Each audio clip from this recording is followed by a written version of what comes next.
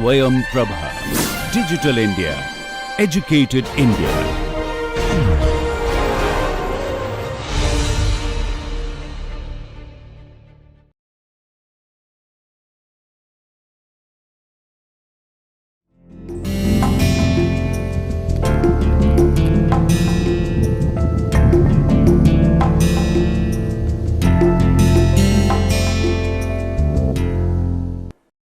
Apart from education, health is another important area of concern in social development.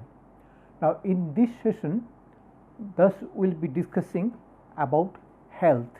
Now, while discussing about health, we will also discuss briefly about population policy.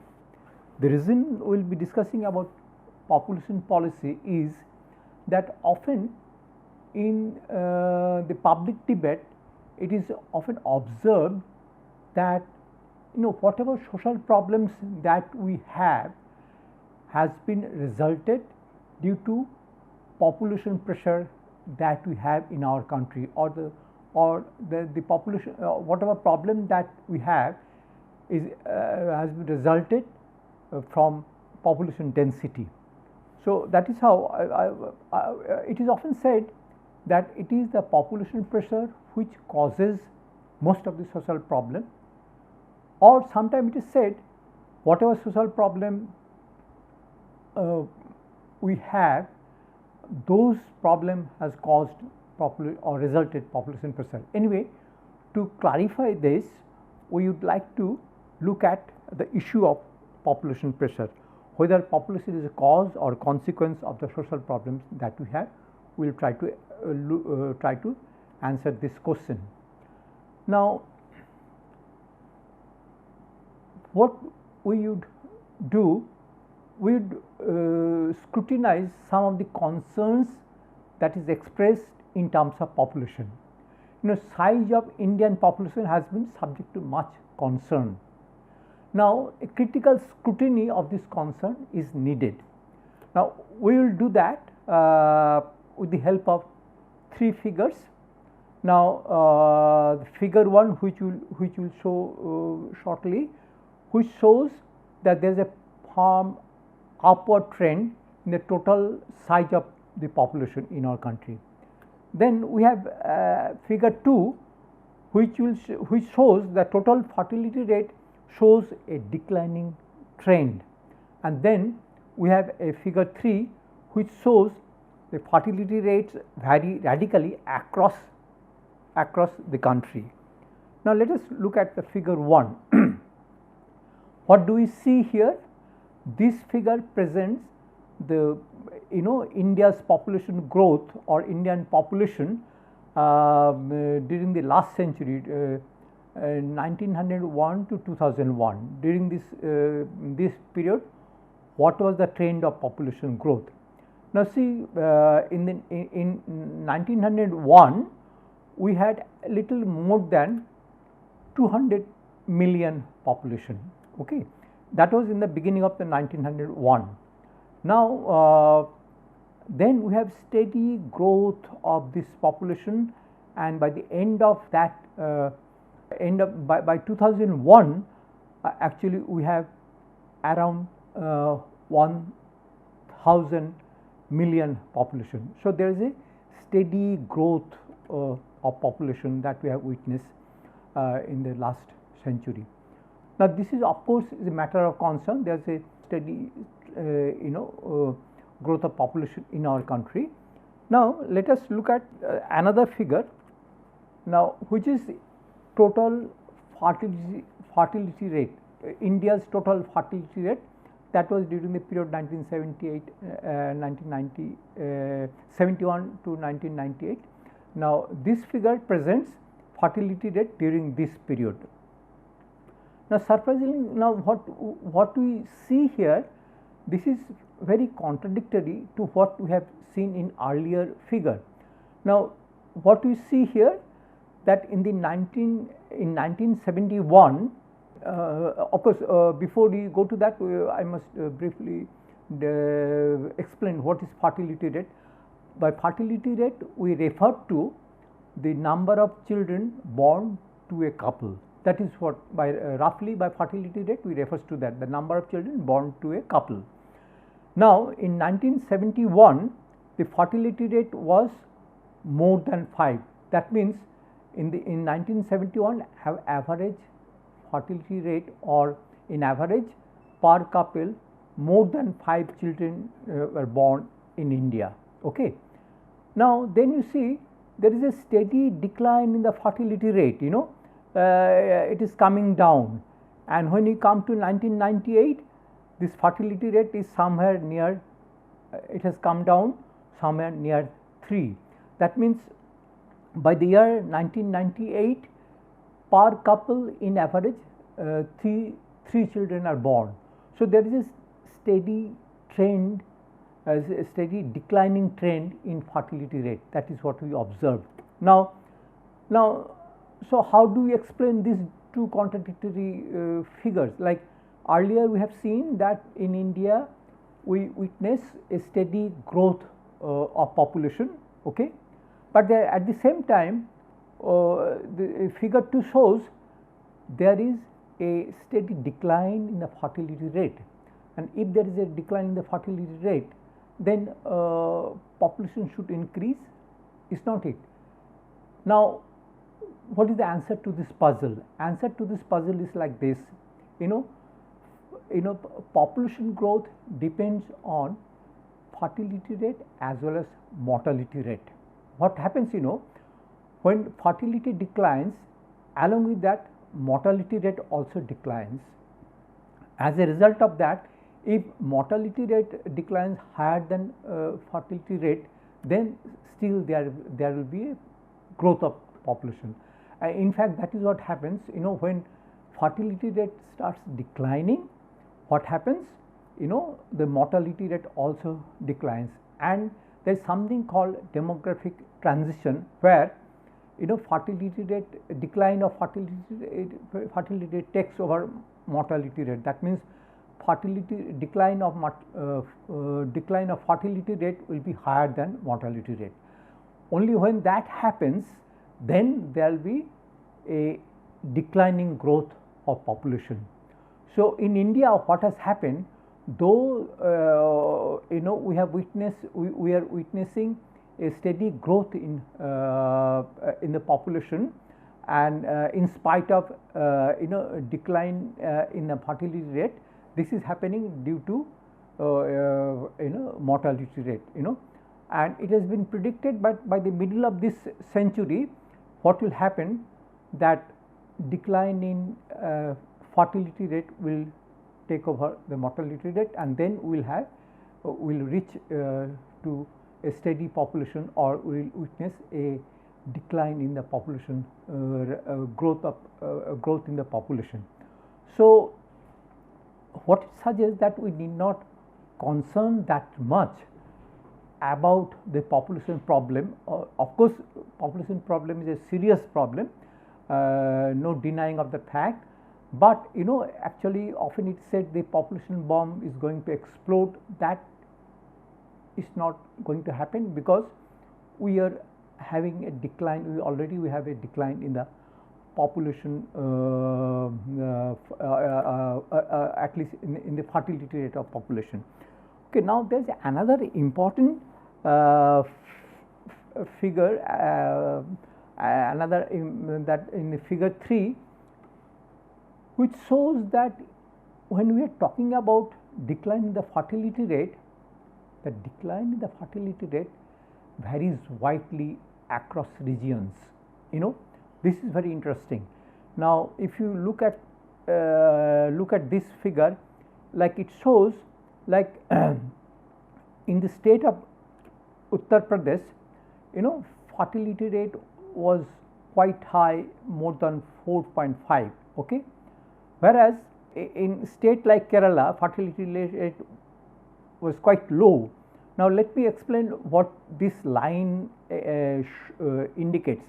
This line that has been drawn in this figure, this line shows the replacement level. That means when a couple is replaced by 2.2 person or it is counted as 2.1 persons, that is the stable population growth rate. That means if a couple is replaced by 2 person, that means we do not have a growth in the population. Okay. Now this line is drawn here. This line is drawn here. Now what you witness here, that state of Kerala and state of Tamil Nadu has already reached below replacement level of fertility rate. Okay. And some other states like Himachal Pradesh, Andhra Pradesh, Karnataka, West Bengal, these states are likely to reach that stage. That means stable population growth rate very shortly, or they may have already reached that stage. Okay. That is very important, that in some parts of our country or in some regions or some states, we already have reached a stable population rate or replacement rate of population growth. But problem is, in some other parts of our country, in some other states like UP or Bihar or Rajasthan or Madhya Pradesh or Haryana, in some of the states we have a fertility rate which is much higher than replacement rate, and as a result of that, what we see, the type of population growth that we see in the population in average, that happens because of this type of disparity in the fertility rate. So this points we should keep in mind when we discuss about population issue in our country. Okay. So from these three figures, what you can conclude, that there is no case of crude alarmism that often characterize public debate on population issue. We need not get alarmed that population bomb will explode. Now, but of course, given the density of population is always a problem in our country. It creates environmental problem. It has some implication for infrastructure, like whatever infrastructure we create, that may not be enough or that may not be sufficient, but that infrastructure get overcrowded because of that type of population density that we have in our country. That is why population problem is a important issue, and so the seriousness of population issue must not be dismissed. But of course, population growth in India is not outstripping the growth of food supply. According to Malthusian theory, it is said that at one stage, population growth will outstrip the growth of food supply, and there will be famine, etc., etc. But that is not going to happen in India, because we know that fertility rate in India is declining. Okay, but what is important as that, so food supply is not food supply for population is not an issue as such, but what is important is the nutrition level. Around 50% of the children in India suffer from malnutrition. So what is required is actually we need nutritious food for the children. That is what is most important. Food supply may not be concern for food supply is not that much important, but nutritious food is important. Consumption of nutritious food should go up in our country, and of course pressure on environmental resource is very strong, and pressure on infrastructure is also, there is an adverse impact on infrastructure, and so all this together create a problem. Population growth creates a problem. When we put all this together, population growth is really a problem. So we need to be concerned about that. Now the question is, what is the solution of this problem, or what type of social policy we should adopt to solve this type of problem of this type of problem of population pressure. Now, what we argue here, that gender equality plays a very important role in here, to check the population. Why or how? What happens, we must understand that high fertility results into loss of freedom for women. If women very often get engaged in giving birth to child, or child she gets engaged in rearing child, that means that is a curtailment of her freedom. She cannot move around, etc., etc. So that is somehow a loss of freedom for women. Now, often women may not want to have that type of situation, very often to lose the freedom. Now, so that is why, if women is empowered, that if women is can assert their will or assert their wish, maybe fertility rate will come down. Now, what happens in some societies, women suffer from social and economic handicaps, like say we have female illiteracy, or lack of paid employment for the women, or women may be deprived of property rights, etc., etc.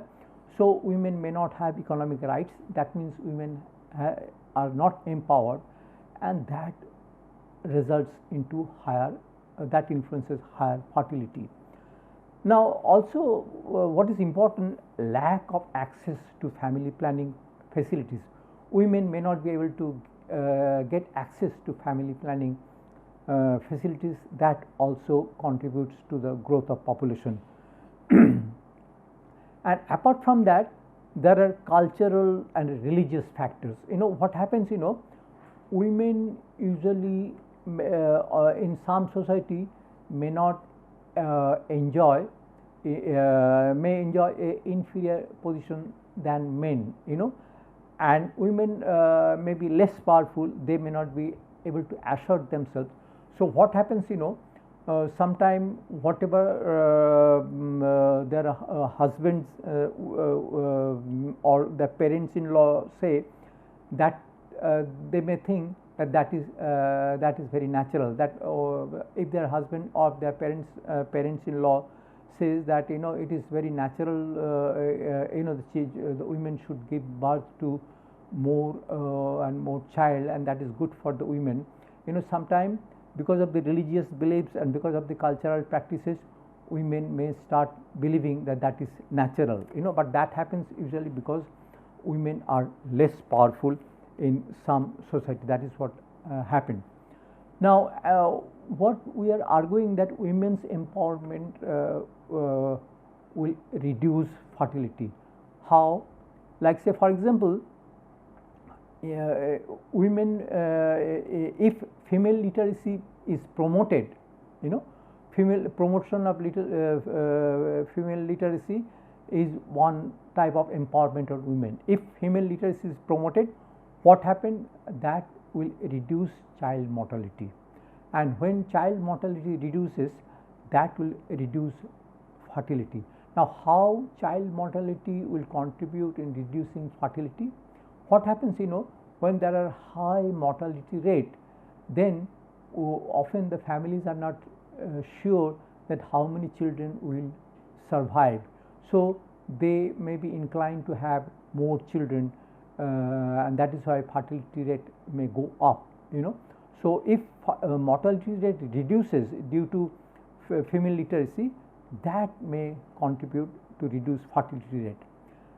Another thing is, if women get employment opportunity, that also may contribute reduction of fertility rate.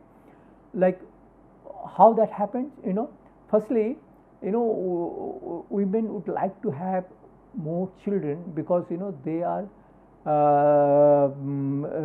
they want security for the at the old age.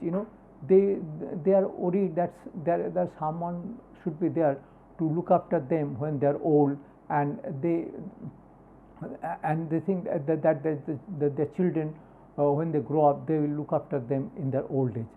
But when so having children give them security for the old age.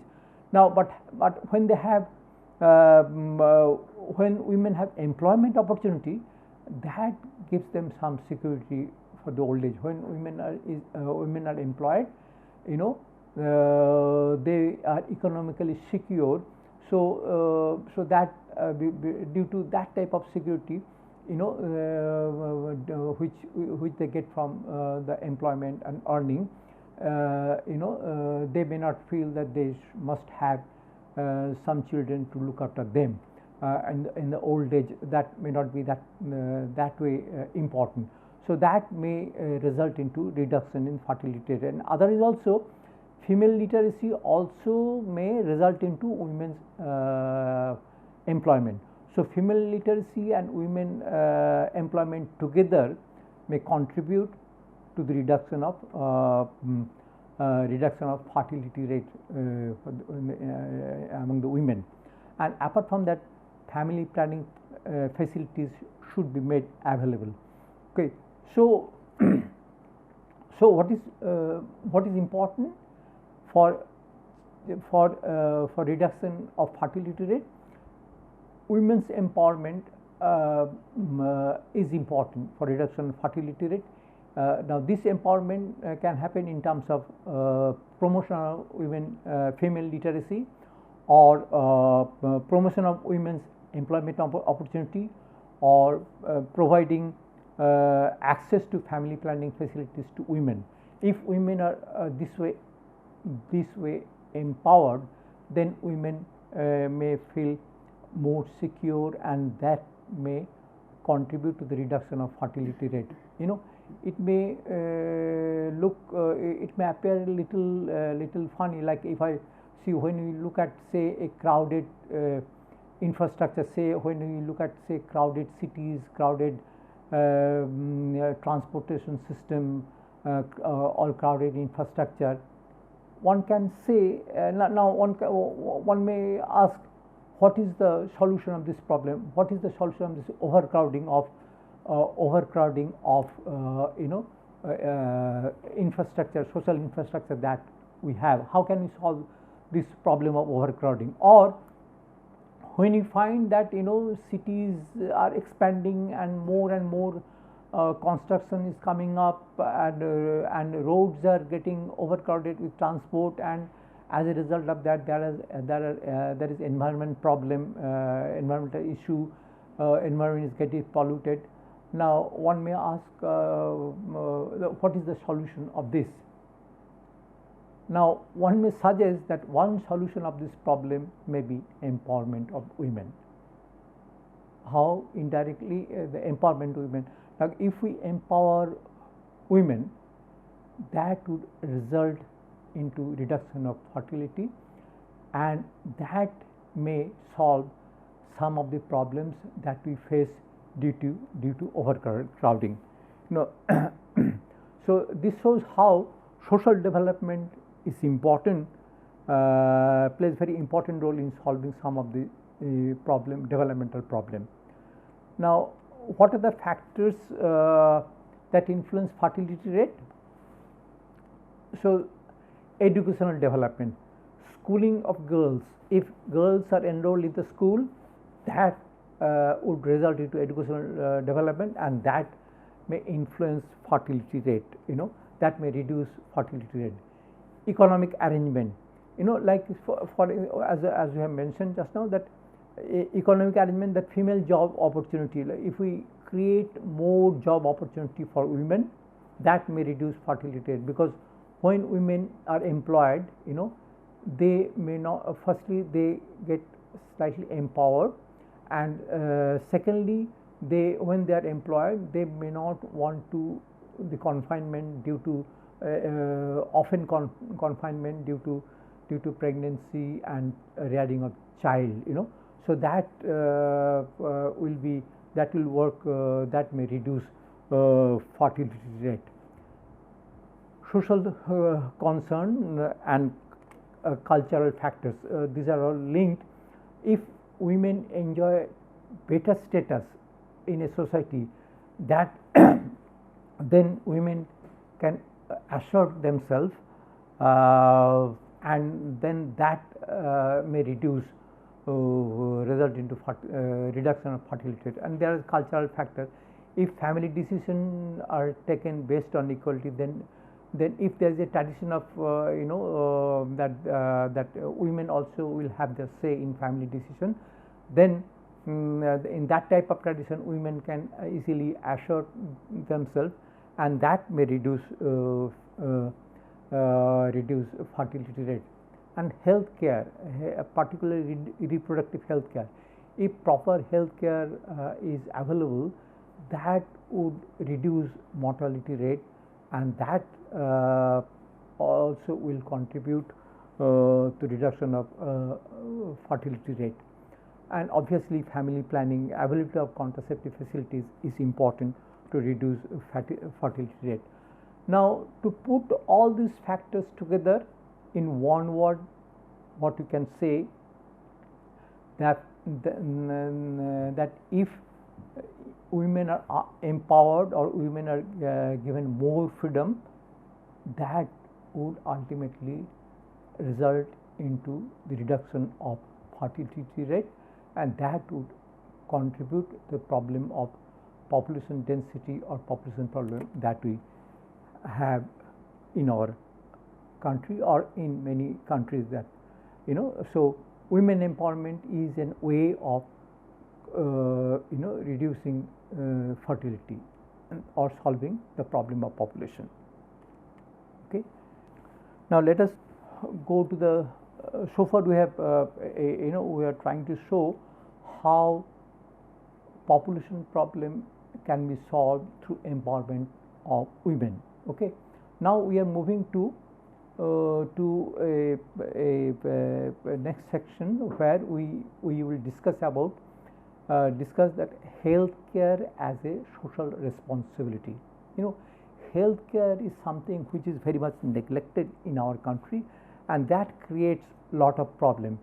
Healthcare has been one of the neglected aspect of development in India. India is known for neglect of healthcare, and that is one of the major problem in India. Now, what are the consequences of this? What are the consequences of this negligence of healthcare? One is communicable diseases. We have in our country people suffer from lot of diseases, lot of illness which are communicable diseases. More than 50% burden of diseases, most whatever suffering people go through for illness, 50% of that is due to communicable diseases. And these communicable diseases, it is possible to avoid this type of thing with if we had better sanitation, it's a better health facility. Secondly, another consequence of that, some of the illnesses which are readily preventable. In our country, people suffer from those type of illnesses, like for example, measles, leprosy, malaria, etc. These type of diseases, these type of illnesses can be easily preventable through, say, vaccination or type of thing, or proper sanitation, etc. But in our country, people suffer from this type of illnesses, like say leprosy cases. 68% of the worldwide leprosy cases belongs to shared by India. So these are the diseases which could have been avoided easily if we had better health facilities, better health care.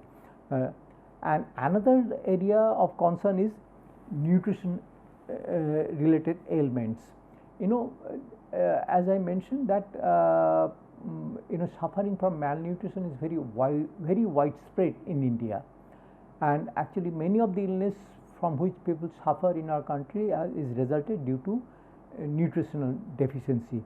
So these three things, communicable diseases, preventable illness and nutrition related ailments, all these has been resulted due to neglect of healthcare in our country. Now now how healthcare has been why and how healthcare has been neglected in our country.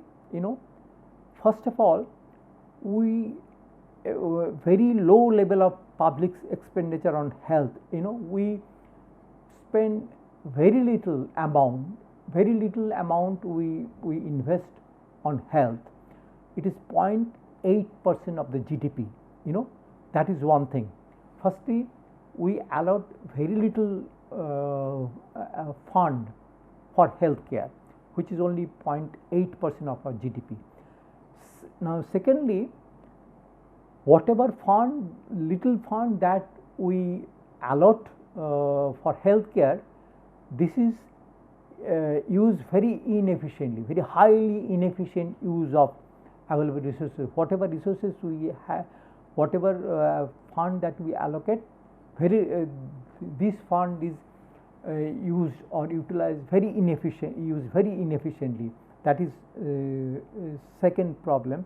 And third problem is inequality in access.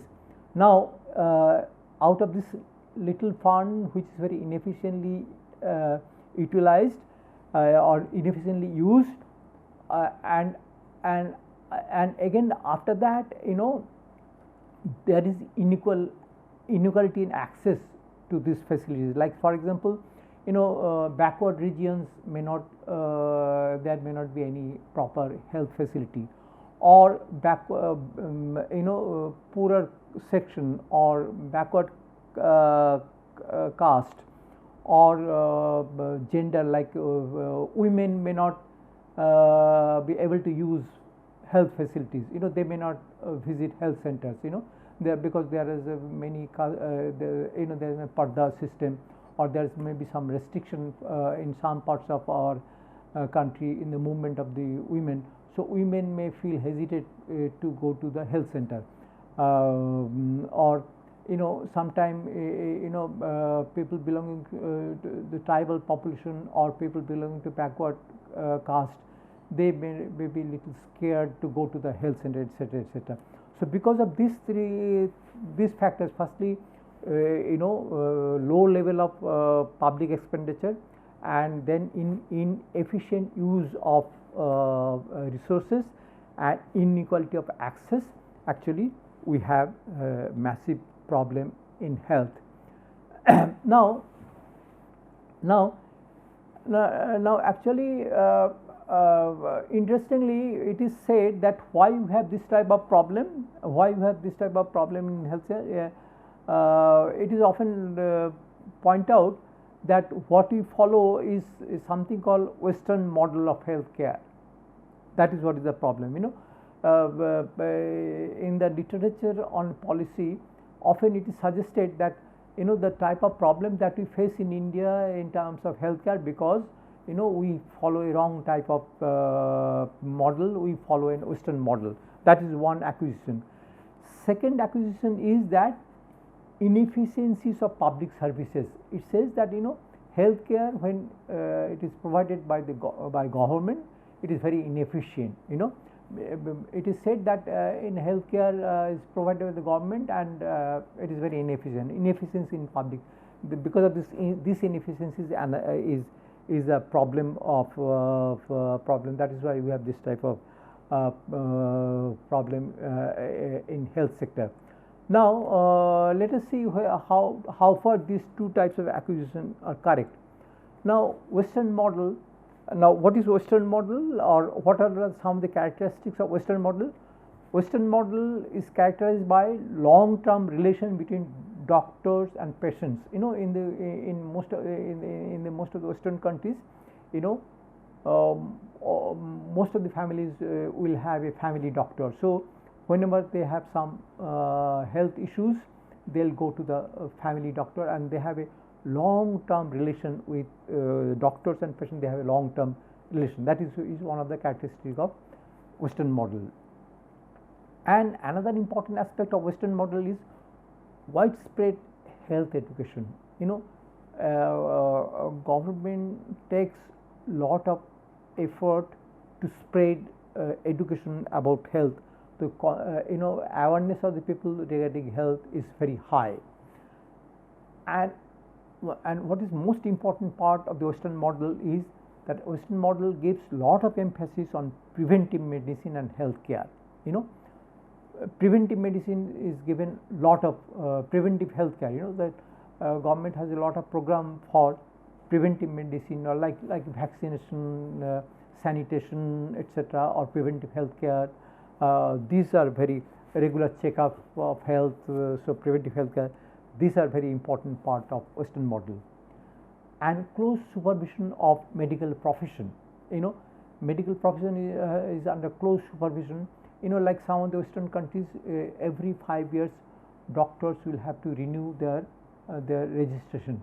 Because now for renewing the registration, doctors must give some exam or must prove that they have updated knowledge about various types of in medical practices. Okay, so medical profession is under very close supervision, so that keeps the doctor more efficient. And what is most important, large degree of socialization of health services.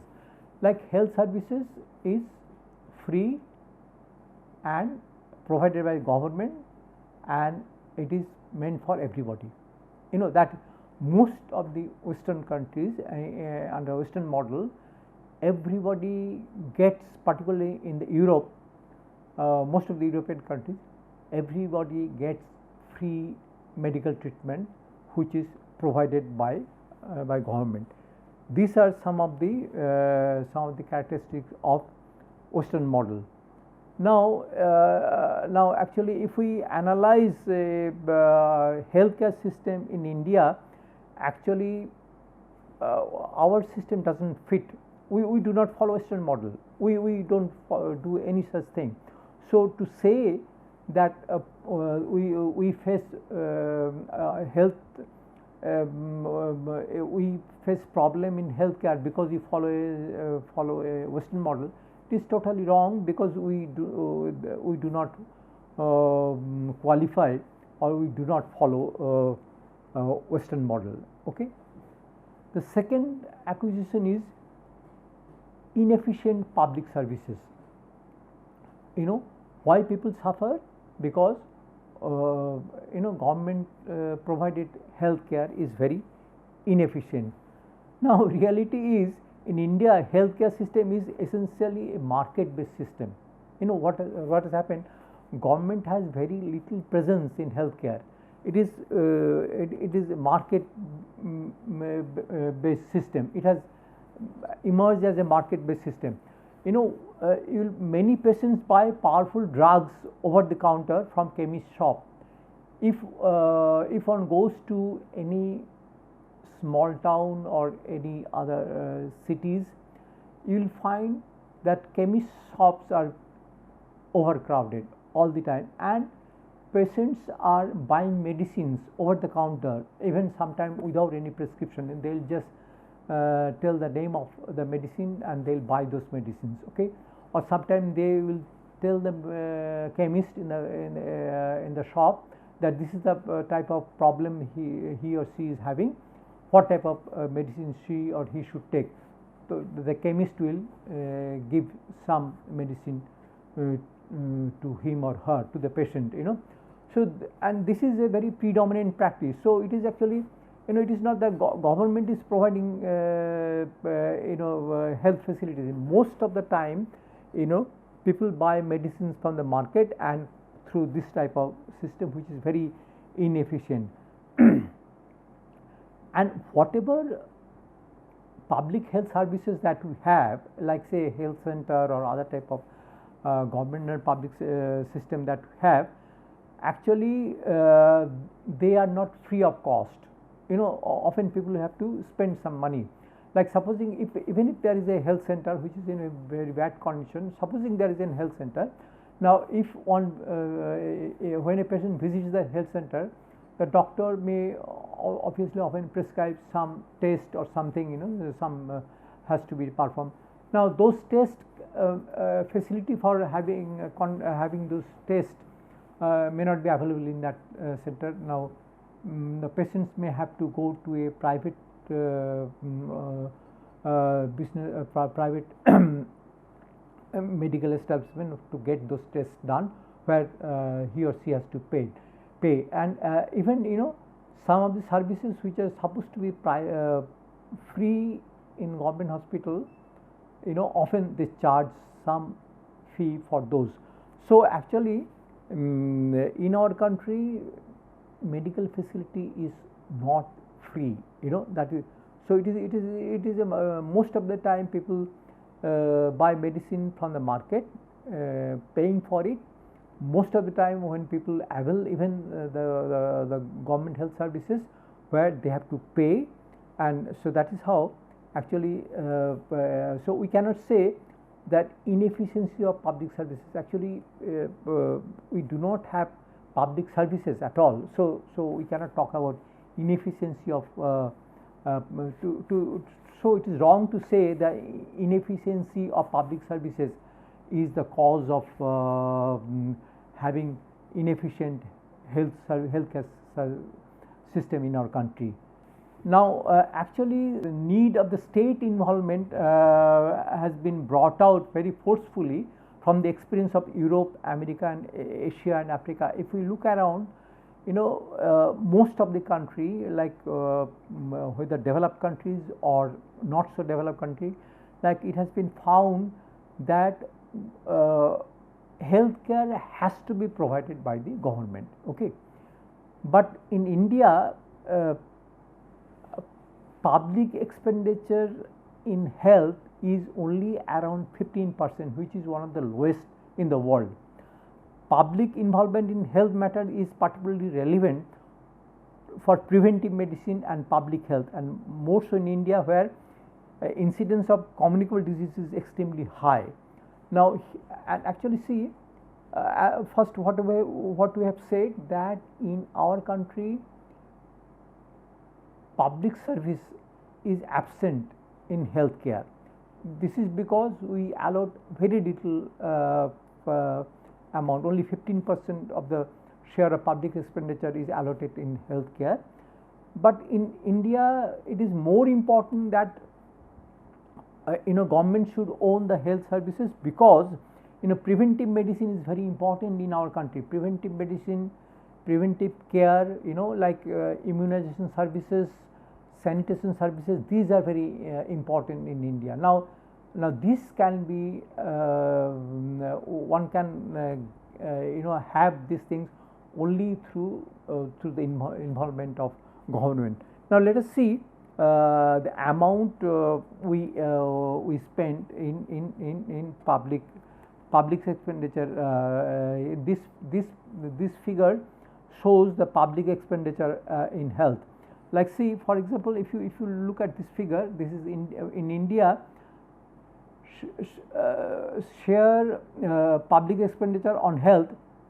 This share is health expenditure is only 15% of the total public expenditure. It is only 15%. Now you see in all other countries, whether it is South Asia or Sub-Saharan Africa or Middle East, everywhere share of health expenditure on in public expenditure is much higher. India is one of the lowest. Similarly, percentage of GDP that we allot on health is only 0.8%, and which is higher in any other country. So all over, like if you go to the European country, high income country, it is 6%, here it is 75%. Anyway, so you see, it is very clear that how little we allot for healthcare. One can say that so if we say the inefficiency of public services is causing health problem or health related problem, in fact we hardly spend any money, government spend, and hardly public services in health is present. Now actually doctors, not many doctors found the time and commitment to lead public health initiative. These doctors cannot do that. Okay. While the overall record of public health initiatives in India is quite dismal, there is, of course, that doesn't mean that we are doing badly in everywhere. There are some instances where government, there are some success stories. Like for example, the polio immunization program. We are very successful in polio immunization program. A country so vast as India, to immunize thousands of children, giving a polio vaccine is something is very remarkable, and as a result of that we are almost emerging as a polio free country, which other countries have already done, but India is now emerging at it. It was a tremendous task. So what we can say, that public health initiative in India is quite dismal. We nothing to very thing, but that doesn't mean that we are not capable of doing this, because we have some success stories, particularly the polio immunization shows that it is possible for the government to provide to achieve success if government is willing to do that. However, the overall picture is far from encouraging. In most states, the health centers are in a very bad condition.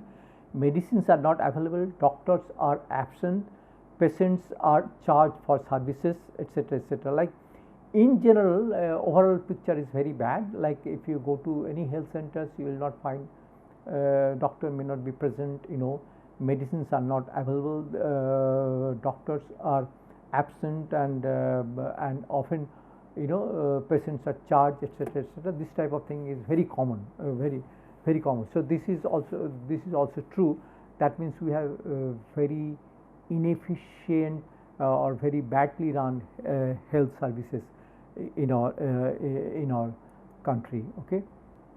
Now we will discuss another point, that government effort is absent. Okay, government first of all, we have said that Western model, we do not follow the Western model, so we cannot say that a healthcare system in our country suffers because we follow Western model. Secondly, we cannot say that healthcare system suffers in our country because of the inefficiency of public services. Now here what we have seen, that public services or government provide government sponsored health care is rather absent. Very little presence is there in our country, and whatever presence is there, this is very efficient. Now the third point which we want to about which we want to mention, that problem of private provision of health. Now one can say that, is it possible to provide to provide healthcare privately?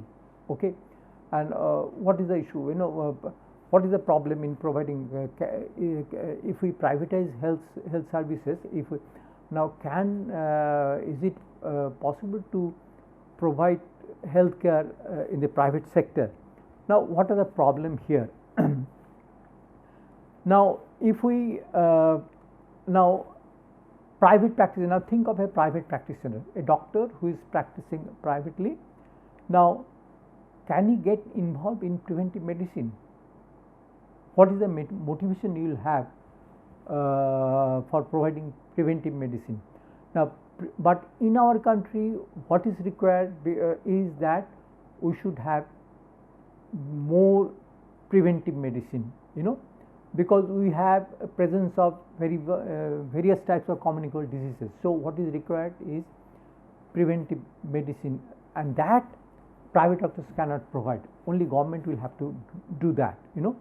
So because private doctors will not be at all motivated, because you know private doctors, firstly they may not have time to do that, and secondly what will be his gain? Rather, if he gets more patients, that will be monetarily benefiting for him.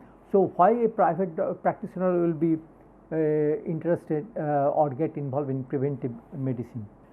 Even for curative services, the private provision of healthcare poses well known difficulties.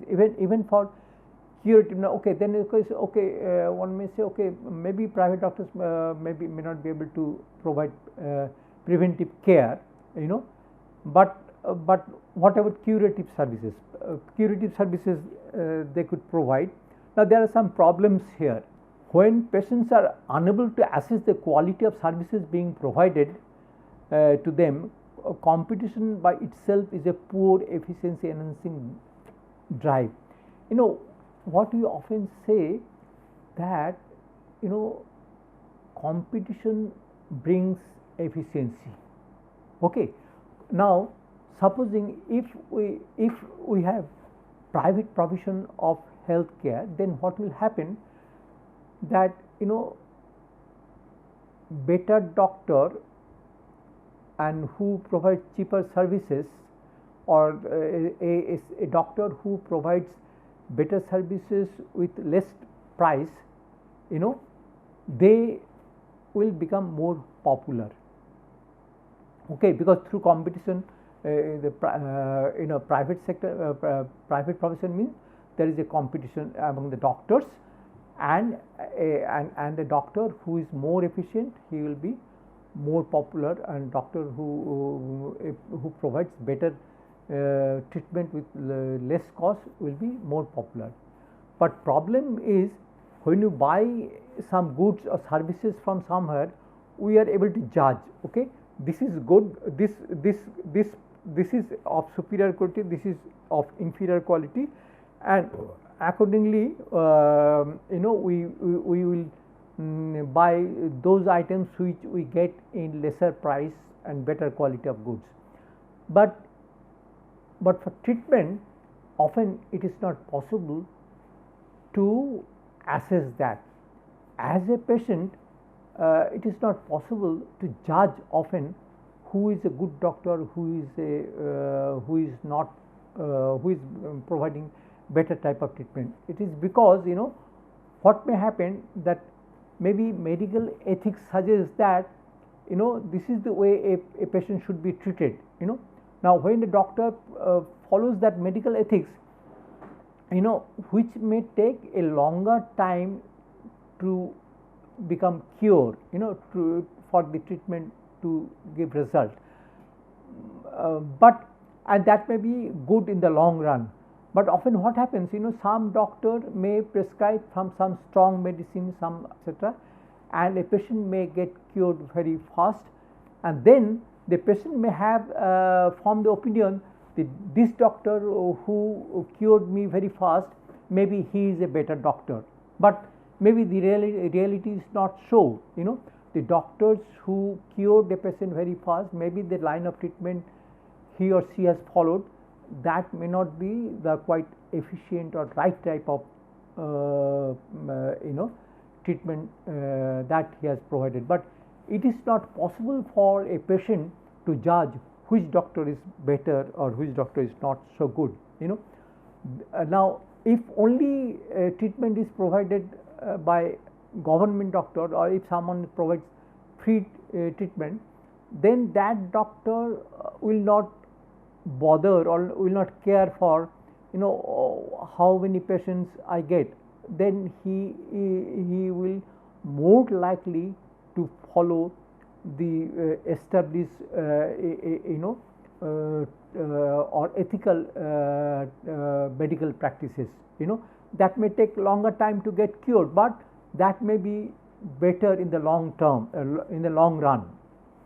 So that is why, you know, there is a problem in private provision of health, because you know, it is not possible to judge in the market, who is good doctor, who is not so good doctor. And another thing is a regulatory mechanism in medical profession in India is not very effective.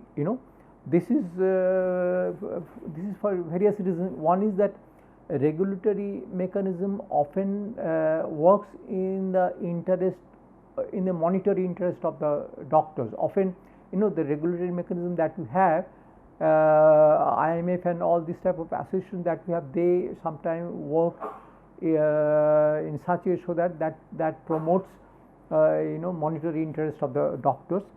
And what is most important, that most of the patients in our country, they do not go to a qualified registered doctors, because what happened, majority of the patients in our country in the rural area or in a small town, they go to quack doctors. These doctors are not at all qualified, but what happens, because the patients are they are illiterate, so now even if they go to a qualified doctor, firstly those doctors will charge, and secondly the doctors will give some prescription, they will write something which the patients will not be able to read, So that is one problem. So they may not know what medicine the doctor has suggested, what medicine they should take, and how they should how often they should take this medicine, etc., etc.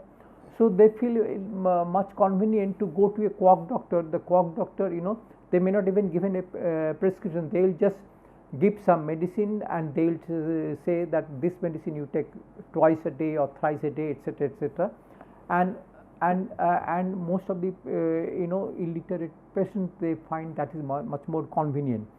So actually, because of this type of thing, actually, so most of the doctors are not under regulatory mechanism, because they are not registered doctors, they are quack doctors.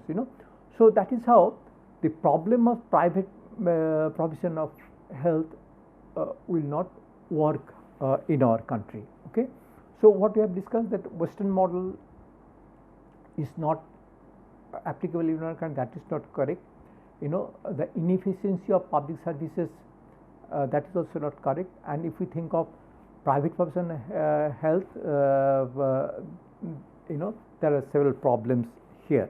Okay. Now we'll go to the next topic, where we will discuss achievement in Tamil Nadu. In our country, though we have said that this type of dismal picture we have in our country in medical care, but there are some success stories, and particularly here we can mention about the case of Tamil Nadu.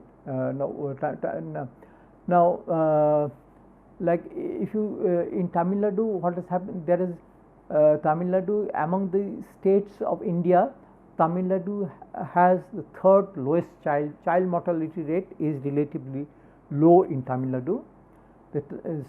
Tamil Nadu has second lowest maternal mortality rate, okay, and largest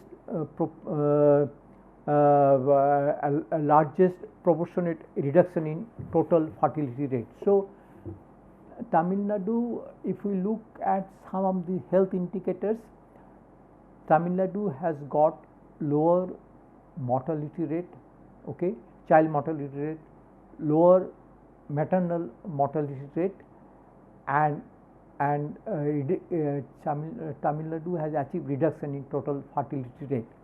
And Tamil Nadu has achieved that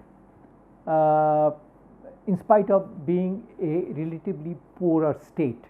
So that is also very important. Tamil Nadu is relatively a poorer state, but in spite of that, Tamil Nadu has achieved these things. Now, what is the explanation how this has happened? First of all, in Tamil Nadu there is a good infrastructure. Tamil Nadu has a good road network. They have a rich history of social movements and high literacy rate in the younger age groups, and wide popular exposure to mass media.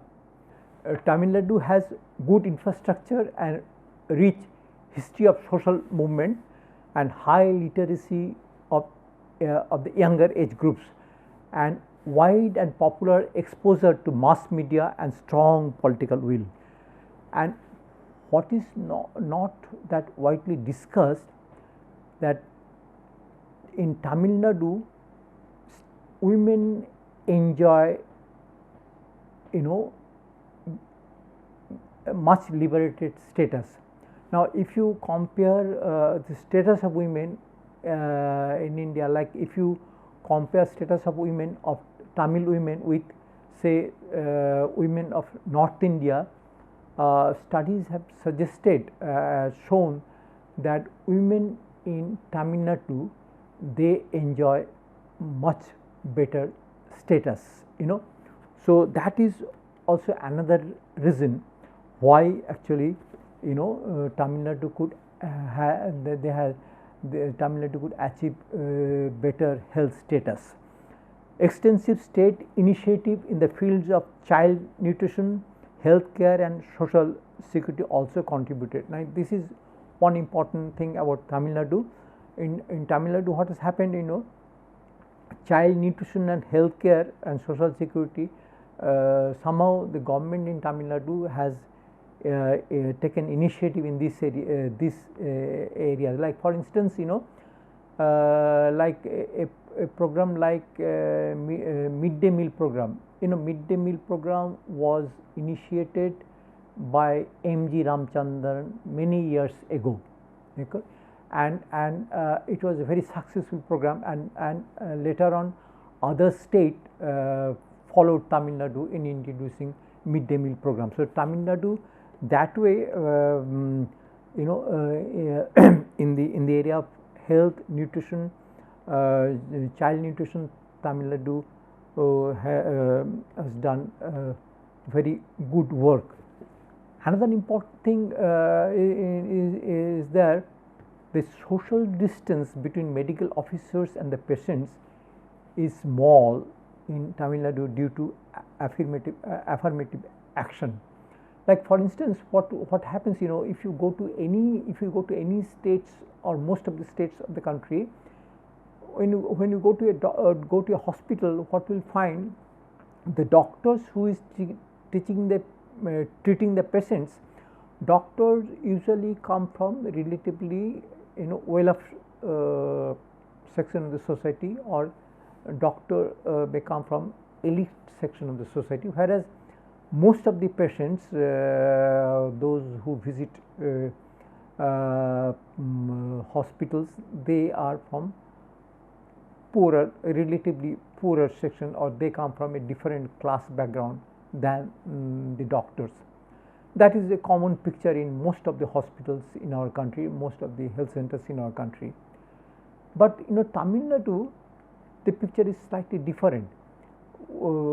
Some study has pointed out that when you go to a hospital in Tamil Nadu or in health center in Tamil Nadu, you will find that doctor and the patients, they come from quite similar background in terms of mannerism, in type of behavior, in terms of socio-economic background. The doctors are also from rural background or poorer background, and this has happened due to you know, one reason is the affirmative action that is practiced in Tamil Nadu, and many students from you know, relatively disadvantaged background, you know, join medical profession, and that is how what happened. There is less the distance between you know, social distance between doctor and the patient is rather small, and that helps in providing better treatment to the patients. Then another thing, actually, in Tamil Nadu, politicians often use populism. Populism means, you know, often they will provide many free services to the patients or to the citizens in general, like providing free meals, etc., etc. Various types of popular populist step they take, and like say a lot of things may be provided free of cost to those who belongs to marginalized section of the society, etc., etc., or disadvantaged section, disadvantaged groups, or to women voters, etc. Now that type of populism also helped people to get better treatment. Now another important thing in Tamil Nadu politics, social programs get important position in public debates. When election happens in Tamil Nadu, because in Tamil Nadu women are relatively more assertive, they are they enjoy better status, they assert themselves, and they have, so women may have concern about child malnutrition, etc., etc., child education, etc., etc. Now what happened in the election campaign or in the public debates, Tamil Nadu politics will be often dominated by social programs, like say program like midday meal or some other type of programs where people some program for social development, whether a particular government has adopted program of social development, those things become they take a very prominent position in public debates, and that happens to some extent due to the empowerment of the women in Tamil Nadu. And what happens in other states of India, in most of the other states in India, or in North Indian states, usually women will vote according whatever their husband will advise. According to that, they will vote in the election. They'll cast their vote following their husband's advice or the family's advice. So the politicians know that they will have to influence, or they will have to cater only the male members of the community. So whatever campaign they have, those campaigns will be catering mainly towards the male members of the community. But whereas in Tamil Nadu, women are independent, and they decide independently when they cast their vote.